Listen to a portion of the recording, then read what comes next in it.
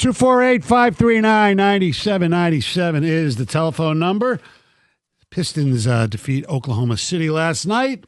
The Thunder didn't have much thunder, but they played well. 124-116 Pistons win. Oklahoma City played tough. They played hard. They were missing like 27 guys, though, including SGA, Chet Holmgren, Jalen Williams, the other one, the good one. The other one had 30 points last night. Yeah. Hartenstein, A.J. Mitchell, Caruso, can go on and on. But you know what? They win the game. That's good. Whatever. We'll get into that once again later in the show. Tonight, the Michigan State Spartans are in Mackey Arena to take on the Boilermakers. And the Wings return to the ice in Ottawa to take on the Senators. We'll get into them coming up in a little bit. But, John, I know you're a little jealous of Will Birchfield because Birchie's in Indy at the Combine. And I know you watch it on television. You would love I don't to really want to be there. Up close and personal with all those big strapping guys sweating and, running because you just love seeing guys in shorts. Yeah. Okay. Mm-hmm. But not where I was going to go with that. But you're watching the Combine. The Combine starts today. Yeah. The physical side of it. Yeah. And I am excited to watch certain players at certain positions. I told you get excited. Yeah, I'm not excited enough to want to go there. I'm not jealous of the Birchie kid because being there, there's a lot of downtime. There's a lot of time where there's nothing going on in the field. The way the NFL broadcasts it feels like there's always action on the field. It's not quite that exciting, but you do get a chance to run into a lot of NFL personnel and have some one-on-one conversations, maybe build some relationships. Yeah. So in that regard, I think Birchie's doing his thing. But in regards to the Combine, I am curious: is there anyone out there that has someone that they've got their eye on? Because the Lions pick at 17, we know that they can move around up and down, and some of these picks, I don't know at 17 that there's an exact perfect guy because there are some guys you'd say, well, maybe they're not there. Well, we got to move up. Or it's a bit high to take this guy at 17, so if we can move back, get some draft capital, then we can get our guy. We don't know what Brad Holmes is going to do in terms of moving around in the draft, but there are individuals and position groups that I think a lot of Lions fans are looking at.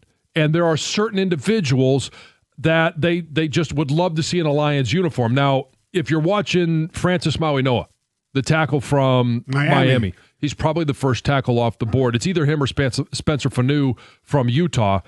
Either of those guys are certainly going to be, I think, top 10 picks. So, okay, you can watch them. You can dream a little bit. I don't think it's happening unless there's a major trade up. There is a guy that I have become intrigued with over the last week, watching some more film on some of these players. And I know everybody talks about Caden Proctor from Alabama. Yeah, I was going to ask you about him. I'm not a huge fan of taking him in the first round. He'll go in the first round. But I think he's overweight.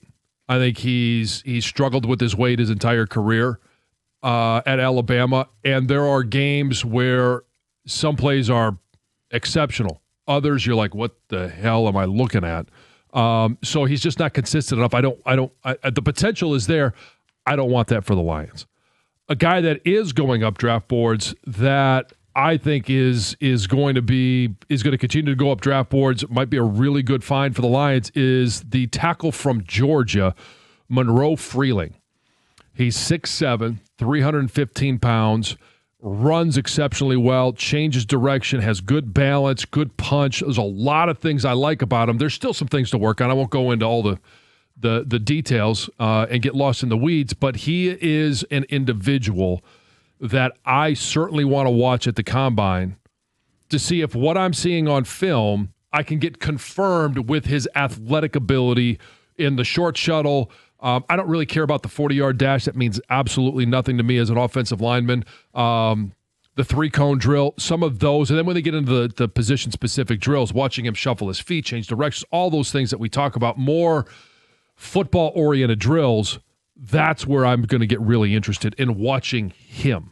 The guy I'm looking at is Penn State guard Vega Ione. Mm-hmm. Okay? I think that's the way you pronounce it. Yeah. Okay.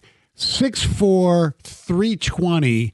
Now, I know guard is not like tackle when as far as pass protection, but he did not allow a sack in his last 2 college seasons. There's still great value in that. That damn right. And the only problem I see with the Lions is, okay, if Mahogany is legit and Ratledge is legit, what are you drafting another guard there for?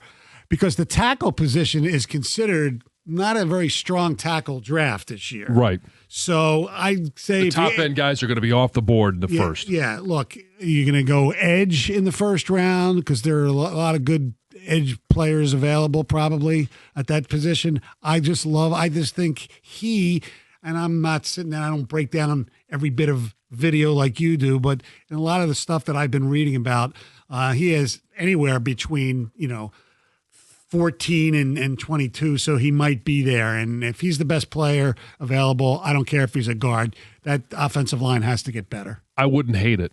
And I'll tell you why, is I would love to create competition at that guard spot. And if Mahogany needs a kick in the tail and motivation, which he shouldn't need, but if there's motivation there to compete and it makes either one of those guys that earn it the best available, I'm all for it. Okay. I've got no problem with that. And you mentioned that the pass protection is different for the interior 3 than it is for tackles, right. But where was the most pressure coming from last year? Inside. Right up the middle. Yeah. And so the guard centers, they're going to protect the depth of that pocket, and it's the tackles that protect the width of the pocket. You've got to be able to, especially if Decker is going to be your left tackle. We've seen it over the last couple of years where he could sometimes create a bit of a soft edge. Mm-hmm. If the quarterback can step up, it makes what Taylor Decker is doing more efficient if Jared Goff can take 2 steps up in the pocket and deliver a ball. It's not ideal, but it does allow him to get rid of the ball. But you can't do it if you always have defensive tackles in your face. Correct. And the conundrum would be is, okay, let's say hopefully you sign somebody as a free agent at center, whether it's Cade Mays or McGovern. Linderbaum, I don't think they're going to get. Okay. Then you cut Glasgow, right? Because then, and if you draft a guard, so you have 3 guards, a free agent center, and you're pretty much set. As long as you're comfortable with whoever the backup center is. Right. So I don't want to see Graham at center, but I think there's good value in having a guy that can play all 3 positions in a pinch. Right. And so that's the only value I see in continuing to have Graham on the roster. I don't want him as a starter. I don't want him to go into camp starting or competing for any one of the starting roles inside. But and it depends on what you think Ratledge is as a center. He may be the backup center. Hell, he may be the center. Right.